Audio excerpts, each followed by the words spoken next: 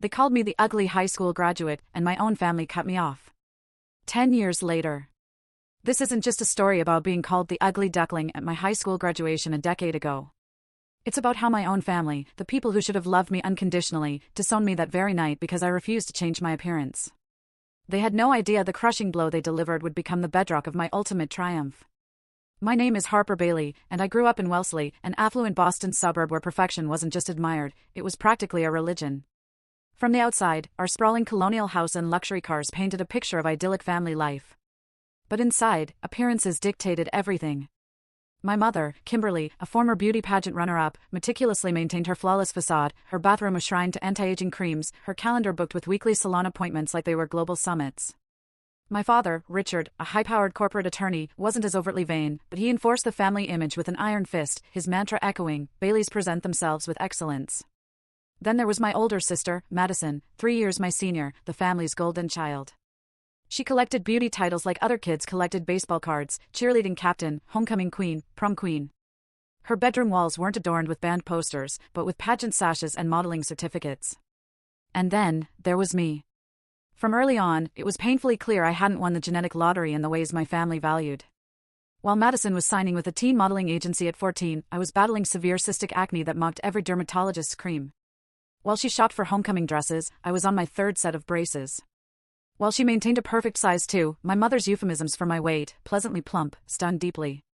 "Harper, darling, have you been using that special face wash?" my mother would ask at breakfast, her gaze lingering on my latest breakout with open disappointment.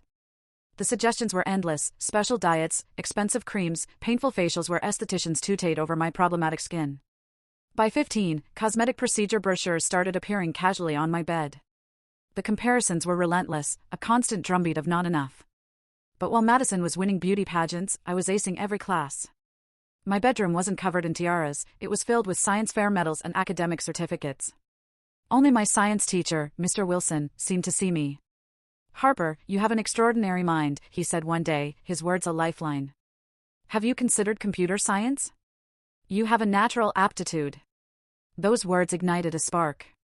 I dove into coding, finding a world where my acne, braces, and awkward body were irrelevant. My mind, my creativity, my problem-solving abilities, those mattered. My parents, of course, saw it as a peculiar hobby, a distraction that made me more antisocial and wasn't doing her complexion any favors. My 16th birthday marked a terrifying turning point. Instead of the laptop upgrade I'd hinted at, they presented me with a gift certificate for a plastic surgeon. "Surprise," my mother chirped. "Dr. Friedman is the best." Madison smirked, "You'll look so much better, Harper. Maybe you'll even get asked to prom." I crumpled the certificate in my hand, tears blurring my vision. "I don't want surgery," I choked out. My father, ever the pragmatist, chimed in, "This is an investment in your future, Harper. First impressions matter." My mother, utterly oblivious, added, "He can fix that nose, and maybe do something about your chin. Nothing dramatic, just enhancements." That night, I started coding a blog, an anonymous space where I could just be. What I didn't know was that this blog would eventually become my ticket to freedom. Senior year was a blur of college applications and escalating pressure. I juggled two distinct lives, the perfect Bailey daughter my parents demanded, and the brilliant coder I was becoming in secret. MIT became my dream, not just for its prestigious program, but for the sheer distance it would put between me and my family's suffocating expectations. Each on my transcript was another step toward Cambridge, and away from them. My acne, meanwhile, seemed to wage its own war, each breakout a family emergency. "Harper, did you touch your face again?" my mother would scold. "We have the Reynolds Gala this weekend. What will people say?" Madison's friends, led by Brooke Henderson, delighted in their Harper makeover game, loudly dissecting my perceived flaws in the school hallways. "Definitely a nose job first," Brooke would announce, "but honestly, it might be easier to just start from scratch." My refuge was the computer lab, where my anonymous blog, CodeGirlX, had blossomed into a respected resource for young coders. No one cared what I looked like there. When college acceptance letters started rolling in, Harvard, Stanford, Caltech, and finally MIT with a partial scholarship, I kept them secret. My joy was quickly overshadowed when Madison casually mentioned my mother was already arranging an interview at Vassar. "All Bailey women go to Vassar," she stated, as if it were ancient law. That evening, I tentatively announced my MIT acceptance. The table went silent. My mother's smile froze. "MIT? That engineering school?" My father declared computer science unsuitable for a young woman from your background. It's all antisocial men in basements. My mother added, Vassar girls have a certain polish. MIT is so unfeminine. The argument exploded, and I retreated to my room, clutching the MIT letter. That night, I made a silent vow, I would attend MIT, with or without them. As graduation approached, the battlefield shifted to my dress. My mother dragged me through boutique after boutique, settling on a pale pink, corseted nightmare that left me gasping. But I was done. Late at night, I subtly altered it, letting out seams, replacing painful lacing with elastic, adding hidden pockets. For the first time, I didn't hate my reflection. My small victory was short-lived. Graduation morning, my mother burst in at 6 a.m., armed with an arsenal of makeup. We need at least 3 hours, she declared. I took a deep breath. Mom, I'm not wearing a full face of makeup. Her face flashed with fury. Don't be ridiculous. You need all the help you can get. Everyone who matters will be there. My voice, though trembling, grew stronger. It's my graduation. And for once, I'm going to be comfortable. The fight was epic. When I finally walked downstairs, hair simply blown dry, minimal makeup, she looked at me like I was wearing pajamas. You're embarrassing this family intentionally, she hissed. I hope you're proud of yourself. I wasn't proud yet, but I wasn't ashamed. Not yet. The graduation ceremony was a blur of New England humidity and polite, perfunctory applause. I was the valedictorian with the unfortunate face, the smart Bailey girl who didn't inherit the good genes. As I approached the podium, my hands shaking, I began my speech about looking beyond superficial measures of success. Then, I heard it. A distinct snicker from the third row. Brooke Henderson's voice, clear as day, is she seriously lecturing us about appearances? Someone get her a mirror. Laughter rippled through the crowd. My cheeks burned. I stumbled, forcing myself to finish, my mother's pinched, disappointed face burned into my memory. Later, as families hugged and snapped photos, my mother booked a family session. Maybe tilt your chin down a bit, the photographer suggested kindly. And let's have you stand slightly behind your sister. For heaven's sake, just Photoshop it later, my mother muttered, loud enough for me to hear. The graduation party at our house was a lavish spectacle, not for me, but for the impression it made. Crystal champagne flutes, white cloth tables, arrangements of expensive flowers. I stood by the entrance, accepting congratulations, while my parents paraded Madison around. I overheard my father telling his law partner, Harper got into MIT, as if it were a curious footnote. Later, nursing a sparkling water in a quiet corner, I saw Madison holding court by the pool, showing something on her phone that was causing uproarious laughter. My blood ran cold as I edged closer, hiding behind a potted palm. She was showing my graduation photos. Unflattering shots for my walk-in speech. Look at this one, she giggled. The photographer sent Mom the raw files. He said even he couldn't make her look good. Brooke Henderson, her perfect teeth flashing, leaned in. Oh my God, can you send me these? My cousin's valedictorian is gorgeous. The contrast would be hilarious. Madison smirked. Already did. I made a whole album called Ugliest Graduate. It's going viral in the Wellesley Prep group chat. The world tilted. I stumbled backward, knocking into a waiter, champagne spilling down my dress. I ran to the downstairs bathroom, locked the door, and pulled out my phone. There it was, a shared album, each photo more unflattering than the last, cruel comments accumulating by the second. My double chin, my acne, my hunched posture, my frizzy hair, all dissected and mocked. I sank to the floor, muffled sobs shaking my body. A knock at the door startled me. Harper, are you in there? My mother's sharp voice cut through my tears. People are asking where you are. I opened the door, my face a mess. Did you see what Madison is doing? The photo she's sharing? My mother's annoyance melted into discomfort. Oh, that. Yes.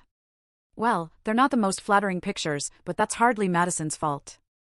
She called it Ugliest Graduate. I whispered. Your friends are laughing. My mother sighed. Don't be so sensitive, Harper. If you'd let Margot do your makeup, this wouldn't be happening. She handed me a compact. Fix your face and come back out. The Goldmans want to congratulate you. I stared at her, utterly broken.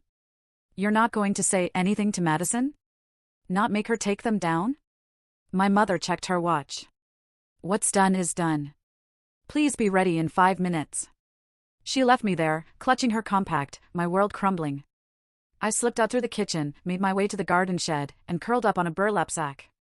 The sobs that tore from my throat didn't sound human. They were the accumulated pain of years. As twilight fell, a decision solidified in my shattered mind: I couldn't live like this anymore. Something had to change, even if it meant losing everything. The morning after graduation, my father summoned us to a family meeting in his study, reserved for major announcements or serious infractions. He paced, my mother sat rigid, Madison idly examined her manicure. "Yesterday was unacceptable," he began, his lawyer voice in full effect. "Harper, your disappearance from your own party was noticed. Your appearance throughout the day reflected poorly on this family. The Baileys have standards." My mother nodded. "We've done everything. Harper simply refuses to put in the effort." "That's not fair," I finally spoke, my voice quiet. "My skin condition is medical, not from lack of effort. And yesterday, Madison publicly humiliated me by, 'Don't blame your sister for your shortcomings,'" my father cut me off. "Madison understands what it means to be a Bailey." Madison smirked. "Which brings us to the matter at hand," my father continued, his voice chillingly formal. "Your mother and I have made a decision. We cannot continue to support your deliberate rejection of our family values." My mother opened a folder, revealing a glossy brochure. "We've consulted with Dr. Friedman again. Rhinoplasty, chin recontouring, possibly liposuction, and a chemical peel series." I stared at her in disbelief. "You want me to completely change my face?" "We want to help you reach your potential," she corrected, sliding the brochure across the desk. "He could schedule the first procedures next week. You'd have the summer to recover before MIT." My father interjected, "If you still insist on MIT rather than Vassar." The room shrank. This was an ultimatum. "And if I refuse?" I asked, my voice barely audible. His expression hardened. "Then we can no longer financially support you. No tuition, no living expenses, no family backing. And of course, you couldn't continue to live here," my mother added, as if speaking of an alien. "You're disowning me over plastic surgery?" I couldn't believe it. All my academic achievements, my scholarships, my coding projects, none of it mattered. "Don't be dramatic, Harper," my father scoffed. "We're offering you a chance to improve yourself. The choice is yours." Something inside me, something that had been bending and compressing for years, snapped. I stood up, my legs shaking, but my voice surprisingly steady. "My face is not the problem. This family is the problem. You've made me feel worthless my entire life because I don't look like Madison. You've ignored my accomplishments and magnified my flaws. Yesterday, Madison publicly humiliated me with photos labeled ugliest graduate, and neither of you said a word. You're not offering improvement, you're demanding conformity to your shallow, appearance-obsessed values." My mother gasped, but I kept going, years of suppressed feelings pouring out. "I accepted MIT weeks ago. I'm going with or without your money. And I'd rather live in a cardboard box than spend another day trying to meet your impossible standards." "How dare you speak to us that way," my father thundered. "After everything we've done for you. What exactly have you done for me?" I challenged. "Criticized me, compared me, made me feel like I'm never good enough. That's not parenting. That's emotional abuse." The word abuse hung in the air like a thunderclap. My father's face darkened dangerously. "You have 2 weeks," he said, his voice cold and final. "Either schedule the procedures or find somewhere else to live. Your trust fund will be frozen until you comply." Madison, who had been unusually quiet, finally spoke up, a cruel smile playing on her lips. "She keeps a diary, you know. Under her mattress. She's written some very interesting things about this family." My blood ran cold. My most private thoughts, my pain, my anger, my plans, she had read it all. "You went through my things?" I whispered, utterly betrayed. She shrugged. "I was looking for a phone charger." My mother stood abruptly. "This conversation is over. We're leaving for the Hamptons this afternoon. You have 2 weeks. They filed out, leaving me alone with the plastic surgery brochure and the shattered remains of my family. I returned to my room in a daze, pulling out my diary. Sure enough, pages were dog-eared, the entries where I'd vented most bluntly.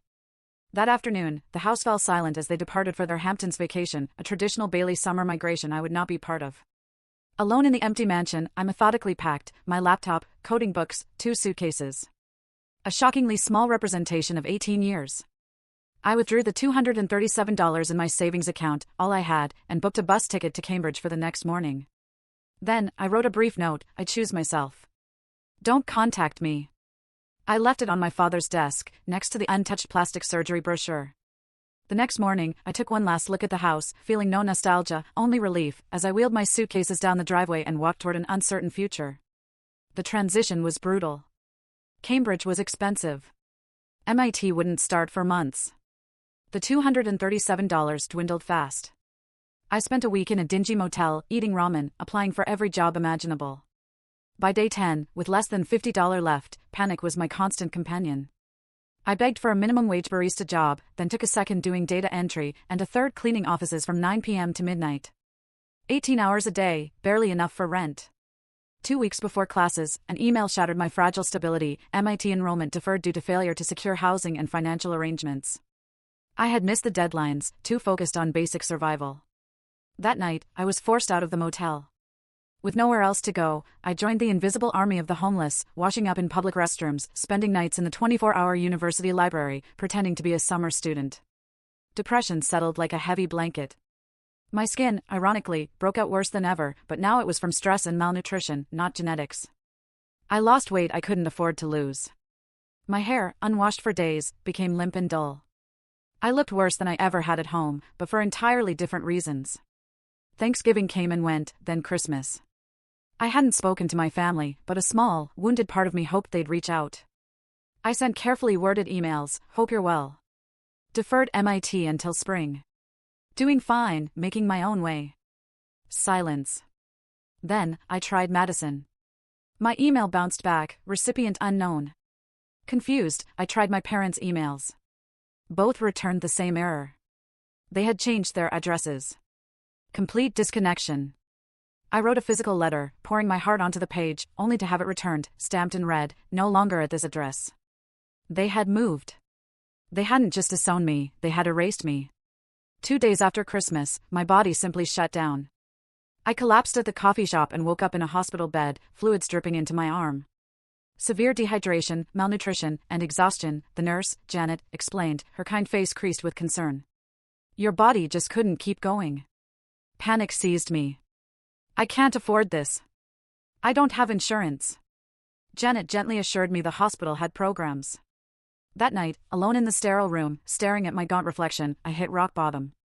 For the first time, I wondered if I'd made a terrible mistake. Maybe a few surgical procedures would have been worth a roof, food, and an education. Maybe my face really was the problem. My thumb hovered over my mother's number. One call, and this nightmare could end. No, I whispered to my reflection. This isn't about my face. It never was. I set the phone down. I wouldn't call. I wouldn't break. Somehow, I would find a way forward on my own terms. Little did I know, rock bottom was exactly where my real life would begin. After 3 days, Janet, the kind nurse, offered me a lifeline. My daughter's roommate just moved out. They're looking for someone. It's not fancy, but it's clean and affordable. I looked at her, suspicious. Why would you help me? You don't even know me. Janet's eyes crinkled. Because 20 years ago, I was you. Alone, struggling. Someone gave me a chance. I'm just paying it forward. 2 hours later, I was standing in a small but clean bedroom in a modest apartment. My new roommate, Alicia Chin, a computer engineering grad student, had an easy smile and zero interest in my appearance. Kitchen's a disaster, but functional, she said, Wi-Fi passwords on the fridge. Rent's due on the 1st. Any questions? Why aren't you asking me more questions? I blurted. Alicia shrugged. Janet vouched for you. Plus, you look like you've been through hell, so I'm guessing you're not going to throw wild parties. Good enough for me. That night, sleeping in a real bed for the first time in weeks, I felt the first tentative stirrings of hope. The next morning, Alicia was typing furiously. You code? She asked, noticing my interest in her screen. Yeah, Python, JavaScript. Her eyes lit up. For real?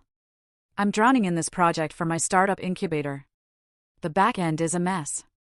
Our developer quit. Want to take a look? I peered at her screen, immediately spotting inefficiencies. Your loops are redundant here, and this function could be simplified. Holy crap! Alicia breathed. Can you fix it? Probably. I spent the day lost in the familiar comfort of programming. By evening, I'd streamlined her unwieldy backend. "This is incredible," she exclaimed. "Where did you learn to code like this?" "Self-taught, mostly. I was supposed to start at MIT this fall, but I trailed off." "MIT? Wait, have you published anything? Blog posts, tutorials?" I admitted to running CodeGirl X. Alicia's jaw dropped. "Your CodeGirl X? Your Python tutorials saved my ass freshman year." The validation from a complete stranger, someone who knew my work but not my face or family name, felt like pure sunshine. "Our startup needs someone with your skills," Alicia continued. "It's just a small team, but we have seed funding." "I'll take it," I said immediately. The next few weeks brought rapid change. I started working part-time for the startup, kept my coffee shop job for stability, and flourished academically. Then, in late January, an email from MIT's financial aid office landed in my inbox. "Dear Miss Bailey, we are pleased to offer you an expanded aid package, including emergency housing assistance and a work-study position, for spring enrollment." It turned out Dr. Reynolds, a professor who'd interviewed me, had taken a personal interest after learning I'd deferred. His intervention had unlocked resources I didn't know existed. By February, I was officially an MIT student, living in subsidized housing, working for a startup, and thriving. My professors recognized my abilities, and Dr. Reynolds became a mentor. "You have extraordinary talent, Harper," he told me after I aced my first major project. "But more importantly, you have extraordinary resilience." Spring bloomed into summer, and I secured an internship at a small tech company, allowing me to quit the coffee shop. For the first time, I was completely self-sufficient, making my own decisions, following my own path. One evening, sharing takeout with Alicia, she made an observation that startled me. "Your skin has really cleared up," she said casually. "Not that it matters, but you look healthier." I touched my cheek reflexively. She was right. Months of reduced stress, regular meals, and adequate sleep had transformed my complexion. "I hadn't really noticed," I admitted. Alicia shrugged. "My mom's a dermatologist. She always says the worst thing for skin is a toxic environment." Her words hit me like a revelation. How much of my ugliness had been manifested by the very people who claimed to want to fix it? That night, I studied my reflection. Really studied it. The face looking back wasn't ugly. It was just mine. Unique. Distinctive. Actually, kind of interesting. A major breakthrough came soon after. Dr. Reynolds called me into his office. "Harper, I've been following your work on skin condition tracking algorithms," he said, referencing a side project I'd mentioned. "I think there's significant potential there. Interested in developing it further?" My app, NaturalU, had started as a personal project, a way to reclaim control over something that had been used against me. "You think it has commercial potential?" I asked, surprised. "More than potential. It's innovative." Within months, NaturalU, an app using AI to track skin conditions and suggest personalized care, secured its first round of seed funding. The irony was not lost on me. The very feature that had made me an outcast was becoming the foundation of my professional success. By the end of my sophomore year, NaturalU had secured its first round of seed funding. By junior year, we had a team of 5 and office space in Kendall Square. My appearance, once deemed my greatest liability, became irrelevant. People saw my work, my intelligence, my creativity. They didn't fixate on my skin or my nose. I developed friendships with people who valued substance over style. I even started dating Thomas, a mechanical engineering student who found my mind more attractive than my gradually improving appearance. "I like your face," he told me once, tracing my cheek. "It's interesting. It tells a story." No one had ever described my face that way. Flawed, yes. Problematic, certainly. But interesting? A story worth telling? Never. As NaturalU grew, I found myself in the public eye, giving presentations, meeting investors, even doing media interviews. The shy, insecure girl who once hid from cameras was slowly replaced by a confident young woman who understood her value beyond physical appearance. By the time I graduated from MIT at the top of my class, NaturalU had over 50 employees, a valuation that made me financially independent beyond anything I could have imagined. I bought my first apartment, a beautiful space overlooking the Charles River, furnished exactly as I pleased, with no mother to critique my taste or father to question my choices. I became someone my 18-year-old self wouldn't have recognized, not because of cosmetic changes, but because of the confidence, success, and self-acceptance I'd cultivated. Then came the email that would bring my past and present into a direct collision. An invitation to the Wellesley High 10-year reunion. And a day later, an unexpected message from a sender I had never expected to hear from again, Madison Bailey. Harper, I know it's been a long time. I've been trying to find you. We need to talk. Things have changed. Please. The circle was about to close. And I was finally ready. 10 years. A decade since I'd walked away from that mansion with nothing but 2 suitcases and unwavering determination.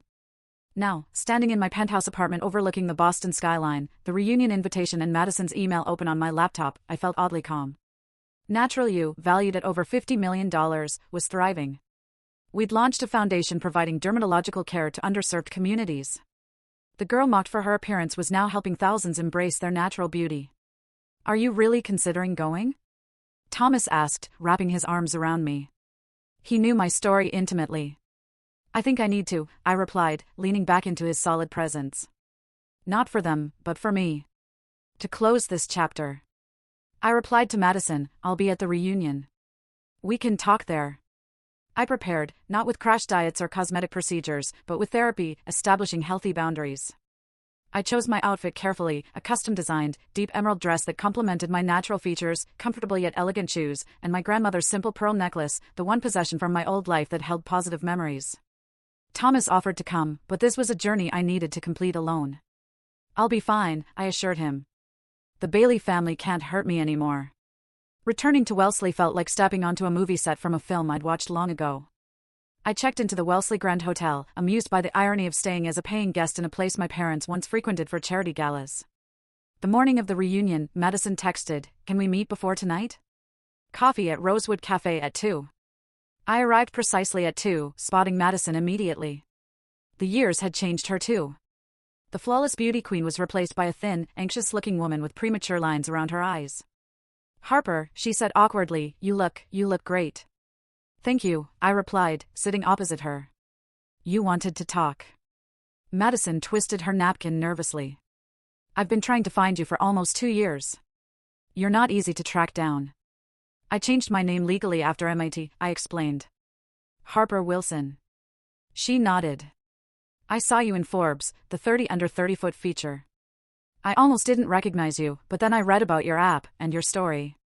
Not the family part, but about MIT and your journey. What do you want, Madison? She took a deep breath. To apologize. For what I did to you. The photos, reading your diary, all of it. It was cruel and inexcusable. I studied her face, searching for the manipulative sister, but saw something unexpected, genuine remorse. What happened after I left? I asked. Everything fell apart, she said quietly. Dad's firm imploded after a scandal. He lost everything, including the house. Mom had a breakdown when their social standing collapsed. I absorbed this without satisfaction. And you? I married Bradley Henderson, Brooke's brother. It was a disaster. Divorced after 2 years. She laughed bitterly. Turns out being pretty wasn't enough to sustain a marriage or a career.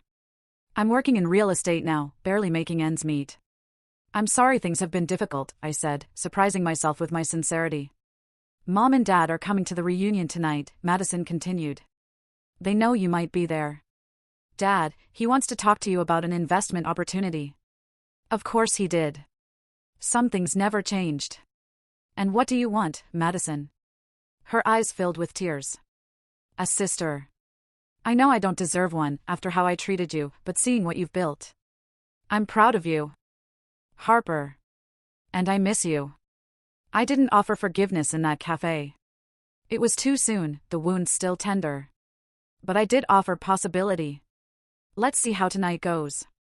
The Wellesley High gym had been transformed, though no amount of twinkling lights could disguise its essential nature.